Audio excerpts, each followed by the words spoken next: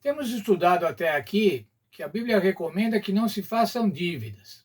Quando fazemos dívidas, a Bíblia diz que ficamos escravos daquele que empresta. Mas tem algumas coisas, irmãos, que necessariamente a gente tem que fazer a dívida. Por exemplo, para comprar um apartamento. Raramente alguém vai ajuntar o dinheiro suficiente para depois comprar um apartamento. Você compra financiado, começa a usar o apartamento, resolve a questão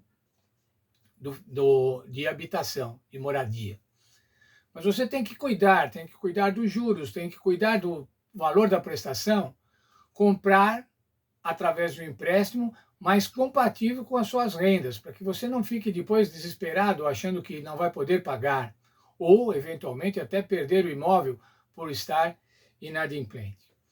Isso vale também para a compra de um automóvel, que também custa caro e tem financiamentos para isso.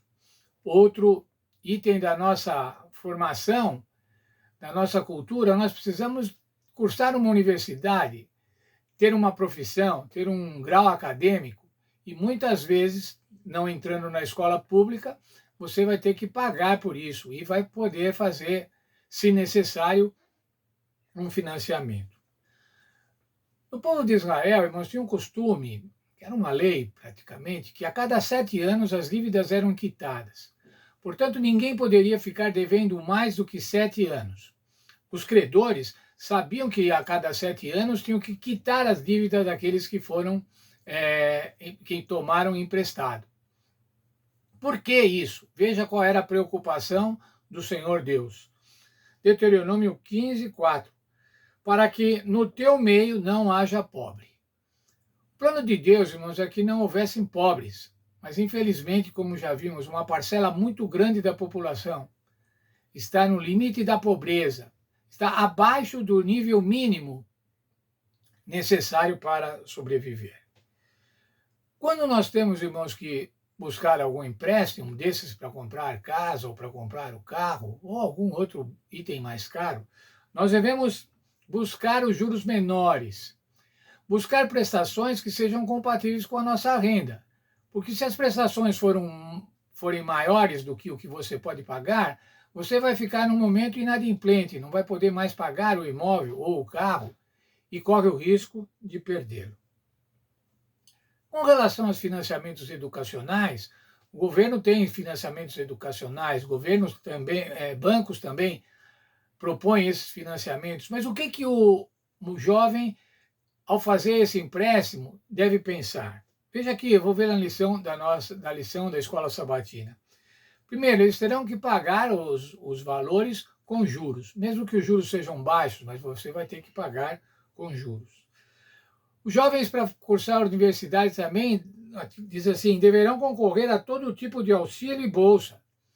Sim, se a universidade dá bolsa, se algum outro órgão dá bolsas, deve procurar essas bolsas para financiar os seus estudos.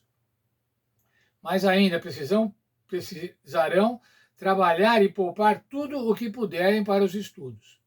Ora, alguém que está num financiamento educacional não pode ser alguém gastador, que fique gastando, mas deve economizar ao máximo possível. Deverão escolher cursos que habilitem para o emprego. Você tem que pensar nisso quando você vai fazer um curso superior. Qual é a minha perspectiva de emprego ao terminar esse curso?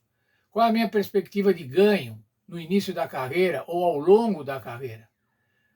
Se você vai fazer um financiamento educacional, você tem que pensar muito nisso. Mais ainda, você deve contar, quando vai fazer um curso superior, contar com a ajuda dos pais. Muitos pais podem ajudar pouco, outros pais podem não ajudar, mas muitos pais podem pagar o curso superior. No passado, os pais davam para os filhos, a herança dos filhos, normalmente era em terras. Terras para que eles plantassem, para que produzissem. Era uma fonte de renda permanente para a família. Hoje não há isso, irmãos. Hoje nós não temos heranças para deixar aos filhos. Às vezes, quem sabe, um imóvel, mas raramente. O que a gente deixa para os filhos, e isso a gente deve deixar mesmo, devemos nos empenhar para deixar, é uma formação acadêmica. Devemos cuidar, primeiro, para que os nossos filhos estudem. Muitas vezes os jovens não têm muito desejo de estudar, mas nós devemos empenhar-nos para que eles estudem e devemos, na medida do possível, financiar os estudos, pagar os estudos dos filhos. Isso é a herança que nós podemos deixar a eles.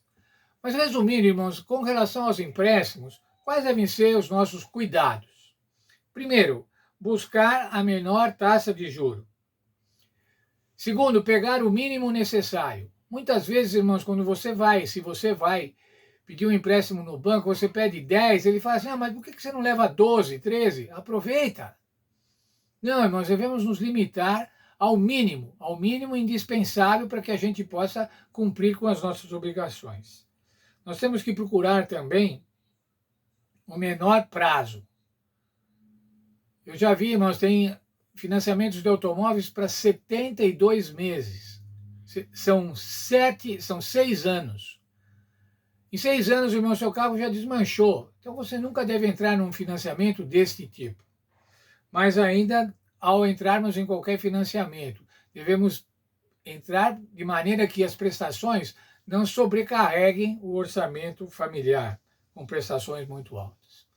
É uma coisa, irmãos, que eu gostaria de salientar. Cuidado com os tais empréstimos consignados.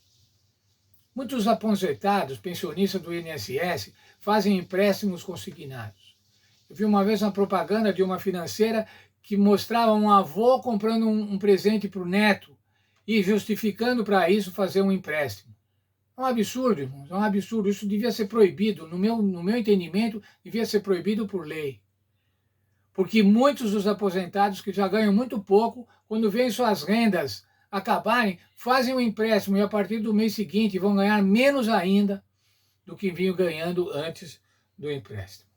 Então, irmãos, o grande conselho, se possível, vamos evitar os empréstimos. Vamos ler um textinho para concluir aqui. Devemos evitar as dívidas. Seguir os princípios bíblicos nos ajuda a evitar dívidas desnecessárias e a terrível tensão que elas trazem. Sabe, irmãos, uma dívida sempre traz uma preocupação. Uma prestação a mais sempre traz uma preocupação. O dinheiro curto traz muitas preocupações, traz intrigas. Quantos casais se separam por conta de questões de dinheiro? Não é esse o plano de Deus. O plano de Deus é que a gente viva bem, que a gente viva tranquilo, que a gente viva feliz com o que nós temos. O plano de Deus é que não haja pobre, e aí eu quero salientar. Se o plano de Deus é que não haja pobre, se você não é pobre, você tem o dever de ajudar aqueles que são. Esse é o plano de Deus. Nessa semana nós estudamos bastante sobre o aspecto das dívidas. E certamente estamos hoje, após esses estudos, melhor do que estávamos quando iniciamos esses estudos, entendendo o porquê a Bíblia se preocupa com as dívidas. Ela se preocupa com as dívidas, porque ela se preocupa com o nosso bem.